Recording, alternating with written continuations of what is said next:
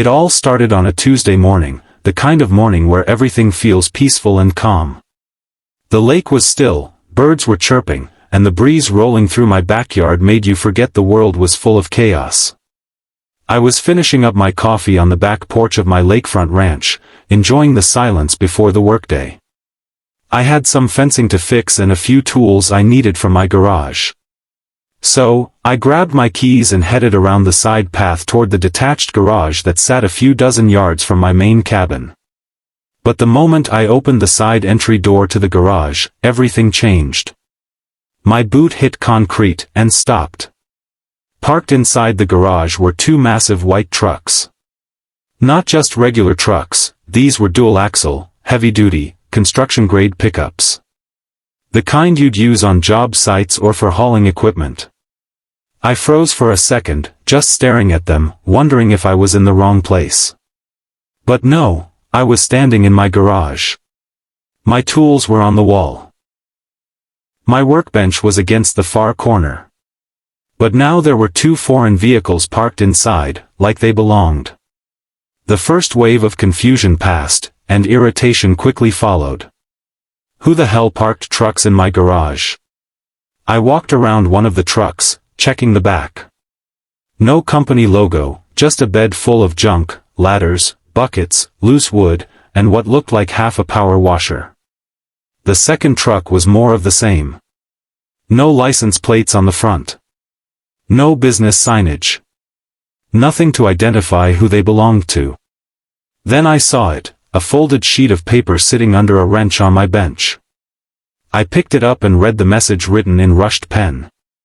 Trucks will be here until Thursday. HOA approved. K. My jaw dropped. HOA approved. K. I knew exactly who that was, Karen. Karen, the self-appointed queen of the homeowners association. The same Karen who once told my niece her lemonade stand wasn't up to code. The same Karen who demanded I paint my mailbox beige to match the community guidelines. And now, it seemed, the same Karen who gave herself permission to use my private garage as her personal parking lot. Unbelievable. But the real kicker? This wasn't just any garage. About 6 months ago, I'd entered a quiet agreement with the county sheriff's office.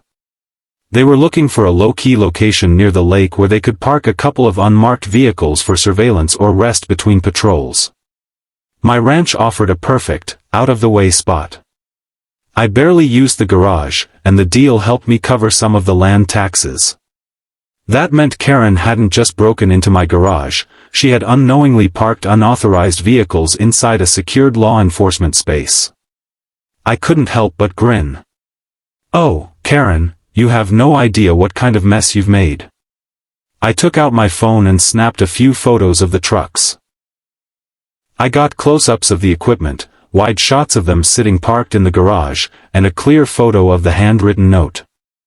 I texted the pictures to Deputy Mason, the officer who coordinated the leasing agreement. Me, got 2 random trucks parked in the sheriff garage. Note says, HOA approved. Karen signed it with a K. You expecting anyone? Mason, seriously? No, we're not using the space this week. Who just parks trucks in someone else's garage like that? Me, guess you're about to find out. You guys around? Mason, we'll be there in 20. Don't touch anything. I paced outside the garage, waiting, a mix of anger and anticipation simmering under my skin. Part of me wanted to tow the trucks myself just to make a point. But I knew better. This wasn't just a neighborly dispute anymore, this was trespassing, property damage, and potentially interfering with law enforcement operations. While I waited, I took another stroll around the vehicles. The smell of stale cigarettes was strong, and I noticed an open soda can in one of the cup holders. They'd been used recently, maybe even parked overnight. I could only imagine Karen strutting around like she owned the neighborhood, barking orders to some contractor, telling them to just use the big garage on the corner. She probably figured I wouldn't mind, or that I wouldn't find out. But I was home all week. And Karen was about to have a very bad day. I heard her before I saw her. A pair of tiny yapping dogs gave her away. They always did. Their sharp, annoying barks were the soundtrack to every HOA walk Karen ever took. There she was, clipboard in hand, walking past the driveway like she did every morning. Her face turned to mine. I gave her a wave. She squinted, clearly caught off guard. I raised my phone and pointed at the garage. Her smile dropped instantly. She knew something was up. She kept walking, pretending nothing happened. But I knew better. And she wasn't walking fast enough to escape what was coming.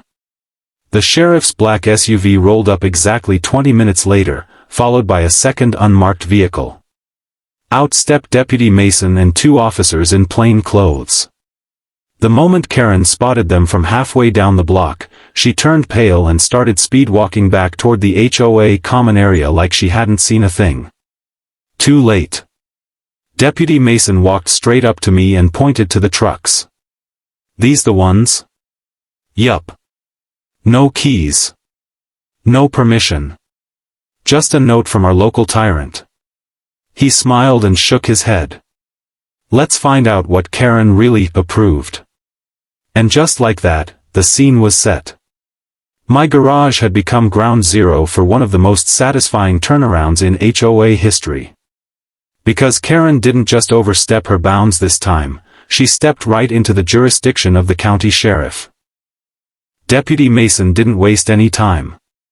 He motioned to his team, and they started photographing everything, the vehicles, the tools, the note, even the scuff marks on the concrete where the tires had turned in.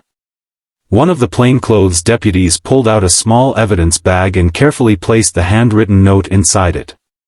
This is officially being logged as unauthorized vehicle entry into a secured law enforcement zone, Mason said, loud enough that I was sure Karen could hear it from wherever she was hiding. You did good by not touching anything. We're gonna handle this by the book. I watched as they popped open the back door of one of the trucks. The deputy whistled low. These tools are definitely not cheap, he muttered. Bet these guys are part of a private contractor crew, but using your space without a lease or written consent? Yeah, that's a no-go. Just then, a familiar voice rang out behind us. I told them they could use it. We turned in unison.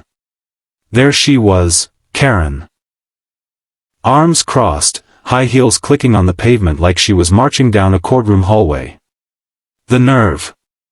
She walked right up to Deputy Mason like she was the mayor of the town, totally unfazed that she had just inserted herself into a crime scene. I'm the HOA president, she said, like it was some sort of police rank. And I gave the maintenance crew permission. That garage has been unused for months. It's just sitting there. I assumed the community could benefit. Mason didn't flinch. Ma'am, this garage is not HOA property. It is privately owned by this man, he said, pointing at me, and leased to the county sheriff's department. You had no legal right to authorize anything. Karen's face froze for a second before she attempted a shaky laugh. Well, it's not like I meant anything malicious. Look, it was just for a couple of days. I stepped forward, my arms folded. You didn't even ask. You left a scribbled note. You broke into my garage, gave my space to someone I don't know, and risked compromising law enforcement operations. I didn't know, she snapped, suddenly sounding less confident. You never put up a sign that says it's used by the sheriff. That's because it's confidential, Mason interjected firmly. And if you're saying you knowingly accessed private property and redirected its use without permission, you've already said too much. Karen looked like she might cry, or explode. Her jaw twitched. Her mouth opened, then closed again. Finally, she blurted, "You're all blowing this out of proportion. You're acting like I committed a felony or something." One of the deputies raised an eyebrow. Actually, depending on who these vehicles belong to, and how they gained access, there may be charges. Trespassing, illegal use of private property, interference with law enforcement activity. Shall I go on? Her hands shook as she reached into her purse and pulled out her phone. I'm calling the HOA lawyer. This is ridiculous. Oh, please do, Mason said calmly. In the meantime, we'll be impounding both trucks for investigation. We've already alerted the sheriff. Karen's mouth dropped open. Wait, what? You can't tow those. That equipment is valuable. I gave them permission. You gave permission you didn't have to give, I said, voice steady. Now you're going to learn the difference between being bossy and being responsible. Just then, a tow truck turned into the driveway. Karen turned beet red. You can't do this. I'll sue both of you. This is harassment. Mason nodded to the tow driver. Hook them. As the first truck's front end lifted off the ground, Karen let out a shriek and stormed back toward the community clubhouse, muttering about lawsuits and ruined reputations. But it wasn't over yet. Mason walked over to me, pulling out a small clipboard from his SUV. We'll get these trucks processed and look into who they belong to. If they accessed your property through HOA directions, that's a huge liability. And you, he smirked, you may want to talk to a lawyer too. Civil trespass, damages, possibly even rent for the space used without consent. I nodded slowly. Yeah. I'll have someone look into it. He slapped the clipboard shut. By the way, we're going to be using the garage more often now. Might as well make good use of it while it's hot. Word like this gets around fast, fake authority, HOA overreach, county response. Makes a pretty strong message. I grinned. Glad to help send it. As the second truck got loaded and pulled away, I looked back at the garage, finally empty again. The late afternoon sun hit the roof, and for the first time that day, I felt the peace I'd started my morning with start to return. Karen thought she could walk all over people because of her little HOA title. She forgot I wasn't just a homeowner. I was a man who knew the law. And leased my garage to the ones who enforce it. The next morning, I was sipping coffee on my porch when my phone buzzed. Sheriff Dalton himself was calling. He wasn't the kind of man who wasted time on small talk. Morning, he said gruffly. I heard about the incident yesterday. Karen from the HOA, right? Yeah, I replied. She gave my garage away like it was some empty shed. Said it hadn't been used, so she let a couple of trucks park inside. One of them full of tools. He let out a low whistle. Well, you'll be happy to know those trucks were traced. Belonged to a private roofing company from 2 counties over, contracted by the HOA for clubhouse repairs. But here's the kicker, the drivers didn't have any written work orders. Just verbal permission. And you guessed it, that came from Karen. So, she broke in and told outsiders to park there? Pretty much. The tools weren't stolen, thank God, but we're investigating unlawful use of private property and potential insurance violations. If anyone got hurt on your land, you'd have been liable. Karen's facing some serious heat. I didn't say anything for a second. My mind was racing. I wasn't the kind of guy who wanted to drag people through the mud, but Karen wasn't just being a busybody, she was dangerous in her arrogance. She's claiming it was just a misunderstanding, I finally said. Dalton chuckled. Yeah, well, she also tried to call the mayor last night. Claimed we harassed her. But you know the funny part? What? She forgot the county leases that garage from you. And that lease makes it a protected sheriff's department staging area. So technically, what she did was trespass on a law enforcement facility. That hit different. Will she be charged? We're reviewing it with the county prosecutor, Dalton said. At minimum, she's losing her HOA presidency. Her behavior's being reviewed by the board. But between you and me, if I were you, I'd keep your security cameras rolling. I thanked him and hung up. Later that afternoon, HOA board member Linda Reddington stopped by. She wasn't one to get involved in drama unless something big was happening. And judging by the tense look on her face, something was. I just came from an emergency board meeting, she said. We've suspended Karen pending investigation. I nodded slowly, not sure how to respond. She never told the board about your lease with the sheriff. Said you'd abandoned the property and it was just sitting there collecting dust. She made it sound like you were irresponsible and the HOA had to step in. She didn't even knock on my door. Linda sighed. I believe you. Most of the board does now. We've started reviewing all permissions she's given out over the last 6 months, contractors, events, budgets. Things aren't adding up. That didn't surprise me one bit. Karen always acted like the neighborhood was her personal kingdom. She had weaponized her title, made threats, manipulated rules. And now, it was catching up with her. Linda hesitated for a second, then added, I wanted to let you know personally. The board's drafting a formal apology to you. And we're putting safeguards in place so something like this doesn't happen again. That's appreciated, I said. But I'm still looking at legal options. I've got photos, security footage, the report from the sheriff's office. You do what you need to do, she nodded. Frankly, I hope you do take action. Maybe then people will stop treating the HOA like it's their own little fiefdom. As she left, I leaned against the porch railing, watching the sun dip low over the lake. The peaceful view I once feared would be ruined by suburban drama was slowly restoring itself. Karen underestimated me. She assumed I was just some loner with a garage and a truck. But I had something she didn't. A badge-backed lease. A legal contract. And a crew of deputies who don't take kindly to fake authority. And the cherry on top?